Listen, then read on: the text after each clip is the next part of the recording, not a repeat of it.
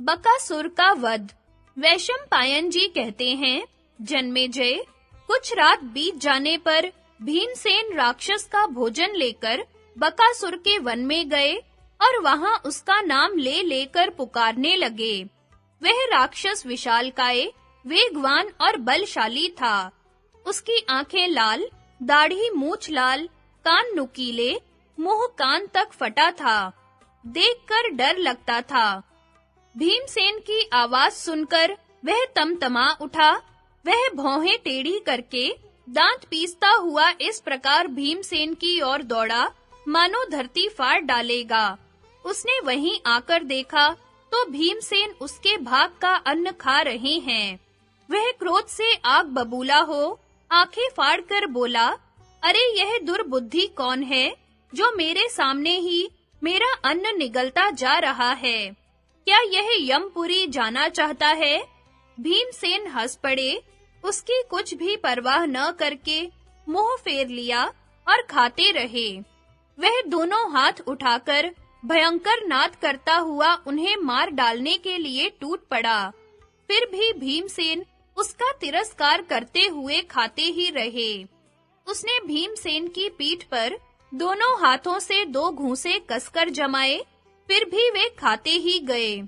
अब बकासुर और भी क्रोधित हो एक वृक्ष उखाड़कर उन पर झपटा। भीमसेन धीरे-धीरे खा पीकर हाथ मुंह धोकर हंसते हुए डटकर खड़े हो गए। राक्षस ने उन पर जो वृक्ष चलाया उसे उन्होंने बाएं हाथ से पकड़ लिया। अब दोनों ओर से वृक्षों की मार होने लगी। घमासान लड़ाई हुई। वन के वृक्षों का विनाश सा हो गया। बक ने दौड़कर भीमसेन को पकड़ा। वे उसे हाथों में कसकर घसीटने लगे। जब वह थक गया, तब भीमसेन उसे जमीन में पटककर घुटनों से रगड़ने लगे। उसकी गर्दन पकड़कर दबा दी और लंगोट खींच उसे मरोड़कर कमर तोड़ डाली। उसके मुंह से खून गिरने लगा तथा हड्डी पसली टूट जाने से प्राण पखेरु उड़ गए। बकासुर की चिल्लाहट से उसके परिवार के राक्षस डर गए और अपने सेवकों के साथ बाहर निकल आए। भीमसेन ने उन्हें डर से अचेत देखकर ढाढ़स बंधाया और उनसे यह शर्त कराई कि अब तुम लोग कभी मनुष्यों को न सताना। यदि भूल से भी ऐसा किया तो इसी प्रकार तुम्हें भी मरना पड़ेगा। राक्षसों ने भीमसेन की बात स्वीकार कर ली। भीमसेन बकासुर की लाश लेकर नगर के द्वार पर आए और वहां उसे पटककर चुपचाप चले गए। तभी से नागरिकों को कभी राक्षसों के उपद्रव का अनुभव नहीं हुआ। बकासुर के परिवार वाले भी इधर-उधर भाग गए। भीमसेन ने ब्राह्मण के घर जाकर धर्मराज युधिष्ठिर से वहां की सब घटना कह दी।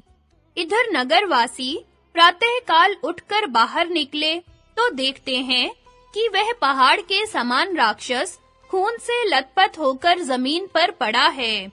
उसे देखकर सबके रोंगटे खड़े हो गए। बात की बात में यह समाचार चारों ओर फैल गया।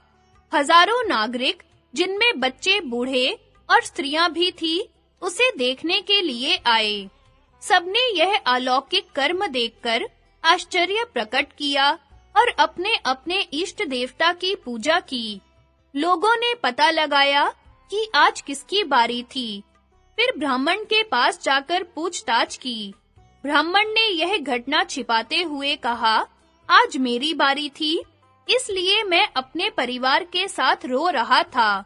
उसी समय किसी उदार चरित्र मंत्र सिद्ध ब्राह्मण ने आकर मेरे दुख का कारण पूछा और प्रसन्नता पूर्वक मुझे विश्वास दिलाकर बोला कि मैं उस राक्षस को अन्न पहुंचा दूंगा। तुम मेरे बारे में चिंता या भय मत करना। वे ही राक्षस का भोजन लेकर गए थे। अवश्य ही यह उन्हीं का काम है। सभी वर्ण के लोग इस घटना से प्रसन्न होकर ब्रह्मोत्सव मनाने लगे। पांडव भी यह आनंदोत्सव देखते हुए वहीं सुख से निवास करने लगे। द्रौपदी के स्वयंवर का समाचार तथा धृष्टद्युम्न और द्रौपदी की जन्म कथा। जन्मेजय ने पूछा, भगवन, बकासुर को मारने के बाद पांडवों ने क्या किया, कृपया वर्णन कीजिए।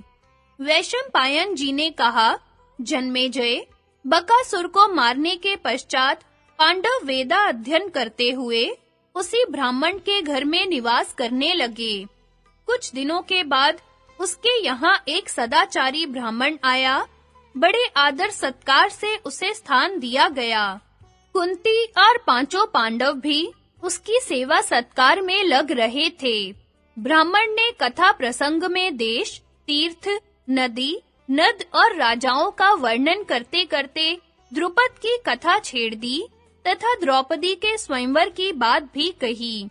पांडवों ने विस्तार पूर्वक द्रौपदी की जन्म कथा सुननी चाहिए। इस पर वह अतिथि ब्राह्मण द्रुपद का पूर्व चरित्र सुनाकर कहने लगा, जब से द्रोणाचार्य ने पांडवों के द्वारा द्रुपद को पराजित करवाया, तब से घड़ी दो घड़ी के लिए भी द्रुपद को चैन नहीं मिला। वे चिंतित रहने के कारण दुर्बल पड़ गए और द्रोणाचार्य से बदला लेने के लिए कर्म सिद्ध ब्राह्मणों की खोज में एक आश्रम से दूसरे आश्रम पर घूमने लगे।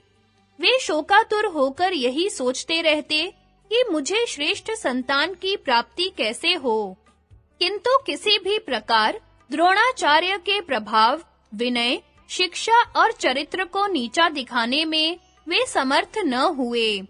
राजा द्रुपद गंगा तट पर घूमते-घूमते कलमाशी नगरी के पास एक ब्राह्मण बस्ती में गए। उस बस्ती में ऐसा कोई नहीं था जो ब्रह्मचर्य का विधिवत पालन करने वाला अथवा स्नातक न हो। उसमें कश्यप गोत्र के 2 ब्राह्मण बड़े ही शांत, तपस्वी और स्वाध्यायशील थे। उनके नाम थे याज और उपयाज। उन्होंने पहले छोटे भाई उपयाज के पास जाकर सेवा शुश्रूषा के द्वारा उन्हें प्रसन्न किया और प्रार्थना की कि आप कोई ऐसा कर्म कराइए जिससे मेरे यहाँ द्रोण को मारने वाले पुत्र का जन्म हो। मैं आपको 1 अर्बुद गाय दूंगा। यही नहीं, आपकी जो इच्छा होगी उसे मैं पूर्ण करूंगा। उपयाज ने कहा, मैं ऐसा नहीं कर सकता। द्रुपद ने फिर भी 1 वर्ष तक उनकी सेवा की। उपयाज ने कहा, राजन, मेरे बड़े भाई याज एक दिन वन में विचर रहे थे। उन्होंने एक ऐसी जमीन पर गिरे हुए फल को उठा लिया जिसकी शुद्धि अशुद्धि के संबंध में कुछ पता नहीं था। मैंने उनका यह काम देख लिया और सोचा कि वे किसी वस्तु के ग्रहण में शुद्धि अशुद्धि का विचार नहीं करते। तुम उनके पास जाओ, वे तुम्हारा यज्ञ करा देंगे। उन्होंने याज की सेवा शुश्रूषा करके उन्हें प्रसन्न किया और प्रार्थना की कि मैं द्रोण से श्रेष्ठ और उनको युद्ध में मारने वाला पुत्र चाहता हूँ। आप वैसा यज्ञ मुझसे कराइए। मैं आपको 1 अर्बुद गौ दूंगा। याज ने स्वीकार कर लिया।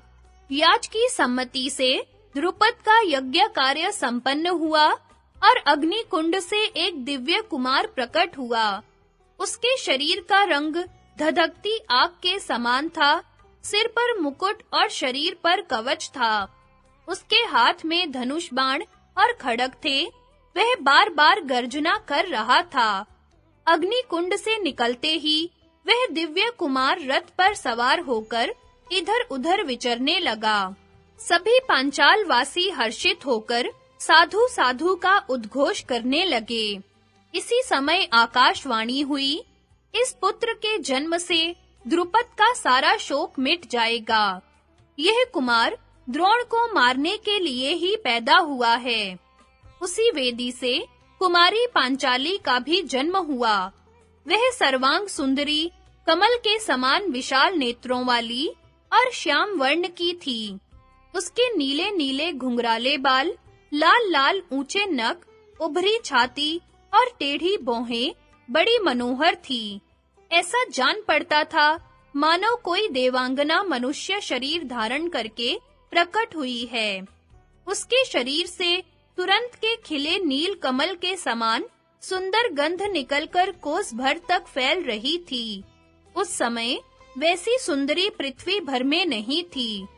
उसके जन्म लेने पर भी आकाशवाणी ने कहा, यह रमणी रत्न कृष्णा है। देवताओं का प्रयोजन सिद्ध करने के लिए क्षत्रियों के संहार के उद्देश्य से इसका जन्म हुआ है। इसके कारण कौरवों को बड़ा भय होगा। यह सुनकर सभी पांचालवासी सिंहों के समान हर्ष ध्वनि करने लगे। इस दिव्य कुमारी और कुमार को देखकर रानी याज के पास आई और प्रार्थना करने लगी कि ये दोनों मेरे अतिरिक्त और किसी को अपनी मां न जाने। याज ने राजा की प्रसन्नता के लिए कहा, एवं अस्तु। ब्राह्मणों ने इन दिव्य कुमार और कुमारी का नामकरण किया। वे बोले, यह कुमार बड़ा धृष्ट और असहिष्णु है। बल, रूप, धन अथवा कवच कुंडल आदि की कांति से संपन्न है। इसकी उत्पत्ति भी अग्नि की द्युति से हुई है, इसलिए इसका नाम होगा धृष्टद्युम्न।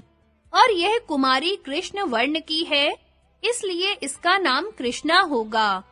यज्ञ समाप्त हो जाने पर द्रोणाचार्य धृष्टद्युम्न को अपने घर ले आए और उसे अस्त्र शस्त्र की विशिष्ट शिक्षा दी। परम बुद्धिमान द्रोणाचार्य यह जानते थे कि प्रारब्धानुसार जो कुछ होना है वह तो होकर ही रहेगा। इसलिए उन्होंने अपनी कीर्ति के अनुरूप उस शत्रु को भी अस्त्र शिक्षा दी जिसके हाथों उनका मरना निश्चित था।